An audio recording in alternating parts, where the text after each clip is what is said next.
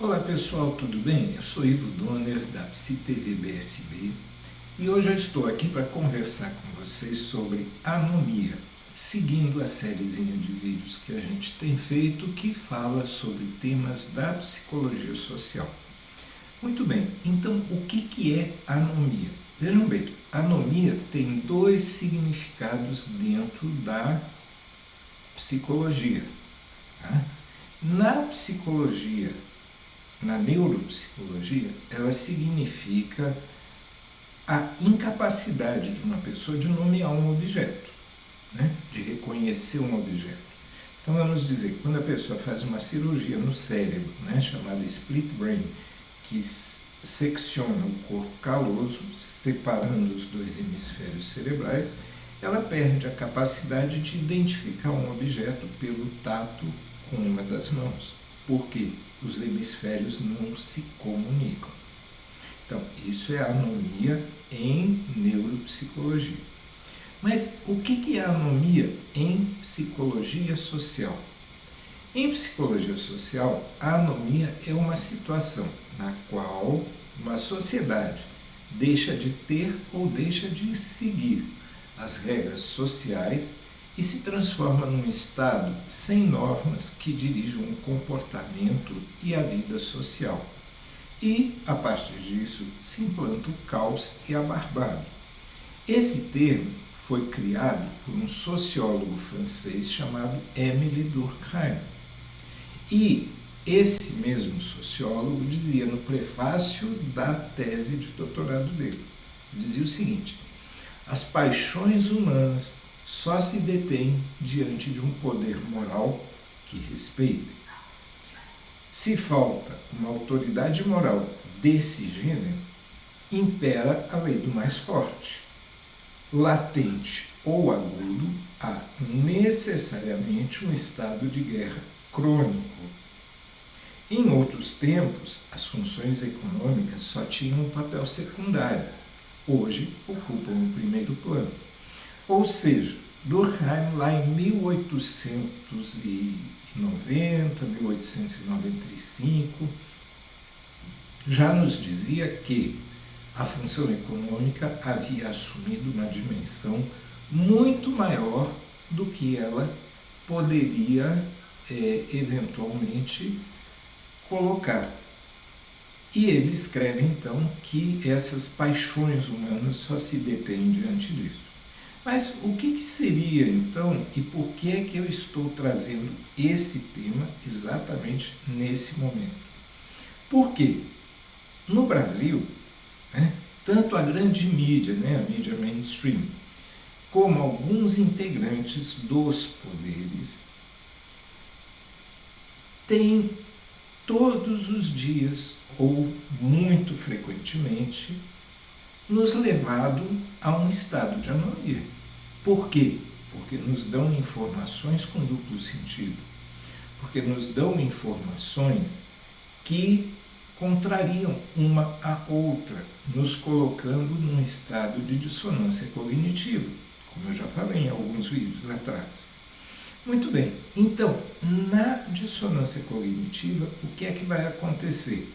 Nós vamos ter, né, esse estado de coisas, esse estado de anomia, individualmente, certo? Por quê? Porque deixa de haver uma regra clara a ser seguida. Psicologicamente, qual é o problema disso? Tudo bem, e qual é o problema? O problema é que, quando você recebe dupla mensagem, né, ou seja, uma mensagem positiva e negativa, simultâneas, sobre o mesmo objeto, você entra em dissonância, você vai buscar reduzir essa dissonância. Né? Mas, vamos pensar o seguinte, o cidadão comum, né, como se diz hoje em dia, o afegão médio, né, ele vai perceber as duplas mensagens, né, ou melhor, ele vai perceber duplas atitudes. Aí, e qual a diferença de uma atitude para uma mensagem ou para um pensamento?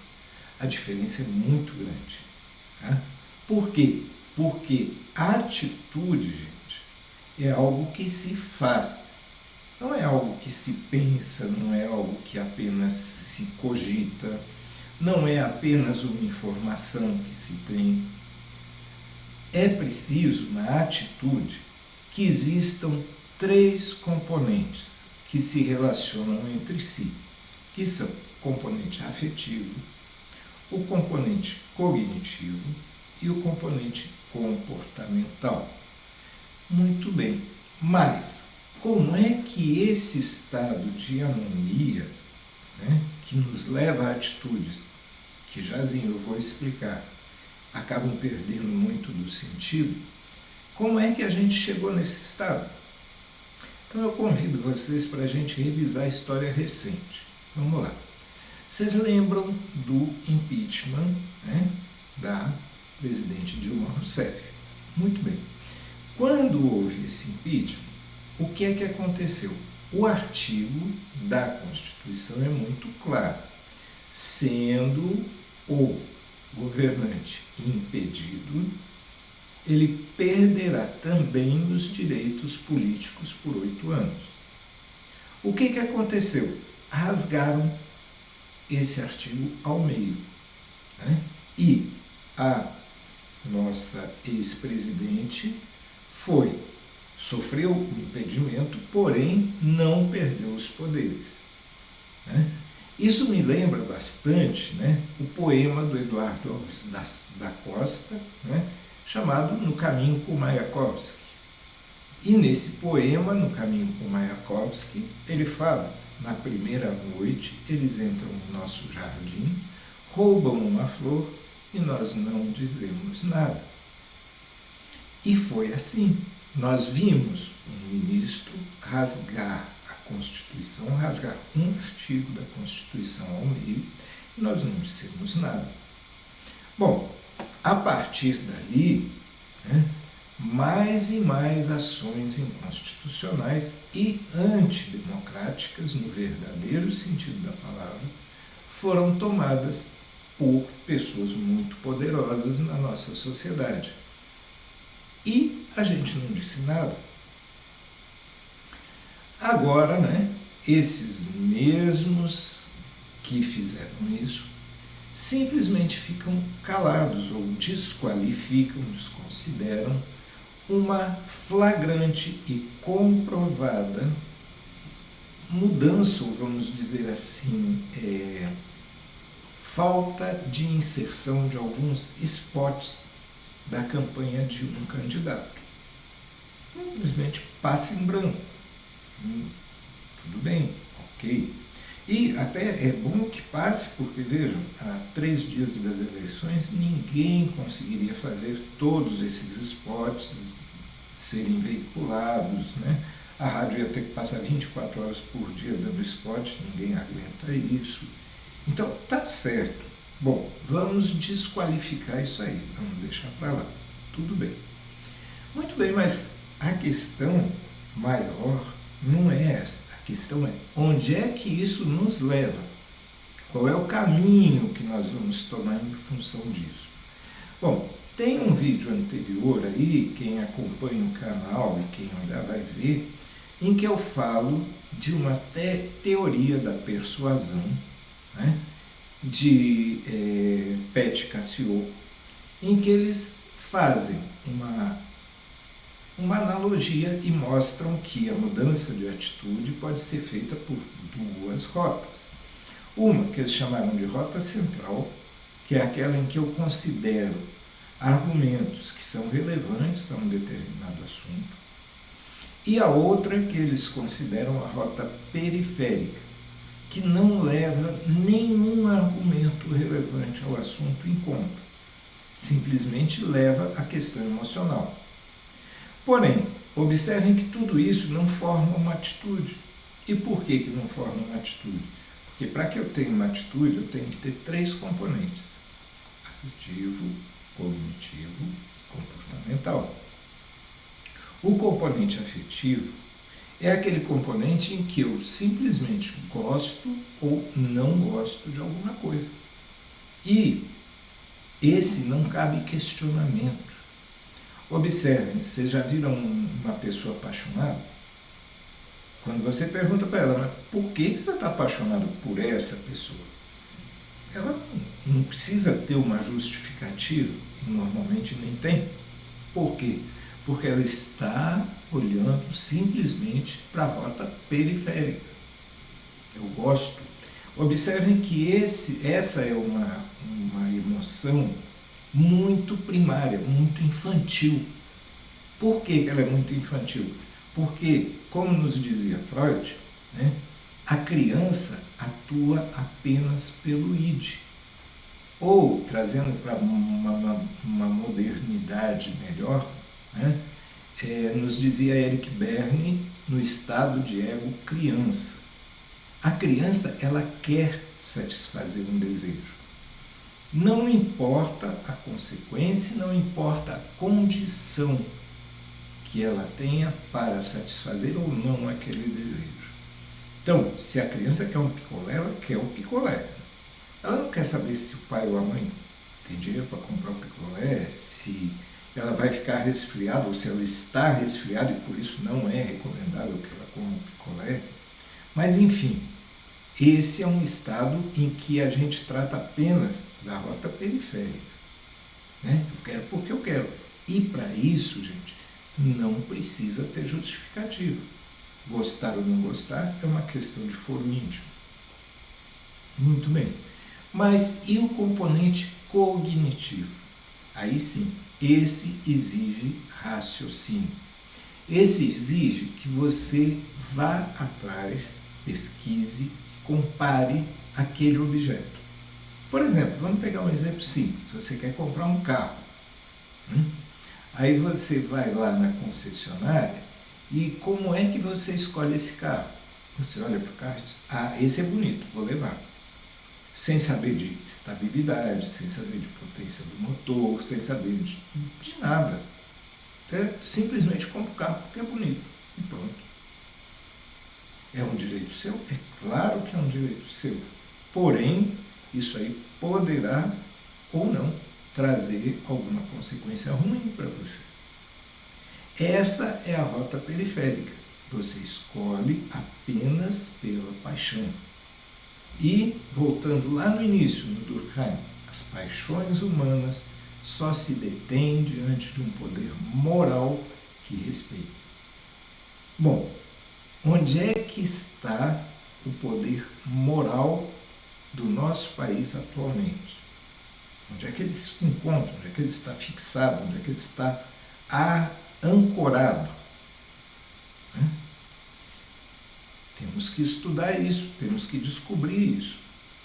Mas então, no componente cognitivo, ou na rota central, eu vou ponderar argumentos que são relevantes àquele assunto ou àquele objeto que eu estou estudando, que eu estou querendo. Dá mais trabalho? Dá muito mais trabalho. É muito mais fácil escolher porque eu gosto e pronto. Mas não é nada adulto, não é nada racional, não é nada interessante escolher alguma coisa pela rota periférica. Então, vamos para a rota central, que exige o raciocínio, exige o estudo, que dá muito mais trabalho. O que acontece com pessoas que usam somente a rota periférica é uma tentativa de economia de pensamento. Pensar dá trabalho? Então não vou pensar. Eu vou economizar meu pensamento. Só que, prestem atenção, a economia de pensamento costuma levar a coisas como preconceitos, estereótipos e outros tipos de coisas bastante negativas. Se eu economizo o pensamento, é isso que vai acontecer. E se eu não economizo? Se eu penso, eu vou para a rota central. E na rota central não há preconceito. Na rota central não há vamos dizer assim, esses estereótipos. Por quê? Porque na rota central eu vou pensar sobre o assunto. Bom, Então, você, penso eu, não compraria um carro apenas pelo fato de achá-lo bonito. Não, o que você vai fazer? Você vai fazer um test drive, você vai procurar saber da questão de segurança desse carro, você vai procurar saber que itens de segurança esse carro tem, como é que é a estabilidade desse carro, e para isso a gente faz um test drive. Você compraria um carro sem fazer um test drive, seja ele novo ou usado? Pior, você compraria um carro que alguém te disse assim, olha, esse carro é muito legal, é muito bom, eu achei ele lindo. Você compraria? Quer dizer, sem nenhuma referência ao que o carro tem de mecânica, ao que o carro tem embarcado de tecnologia e coisas assim? Acho que não, né? A potência desse motor me serve do jeito que eu quero ou não? Bom, aí o que acontece? No domingo agora, gente, amanhã, daqui a pouco, todos nós temos que ir às urnas para escolher quem vai nos representar e quem vai levar o nosso país nos próximos 4 anos. Então, eu só tenho um pedido a fazer a vocês. Quando vocês forem votar, quando vocês estiverem diante da urna, olhem para a urna e usem a rota central. Pensem, o que eu quero para esse país? Não pense o que eu quero para a minha vida, só para mim. Não. O que eu quero para esse país? O que eu quero para os meus filhos? O que eu quero para os meus netos? O que eu quero para as futuras gerações? Eu quero um país em que as pessoas vivam bem, com fartura e alegres, ou eu quero um país em que as pessoas vivam sob a tutela de um Estado autoritário? A escolha vai ser sua. E o que é pior? Feita a escolha, gente, se a escolha for errada, não adianta se arrepender.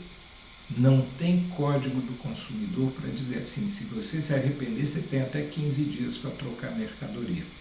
Não tem. Escolhida, ela vai ser sua por 4 anos, goste você ou não.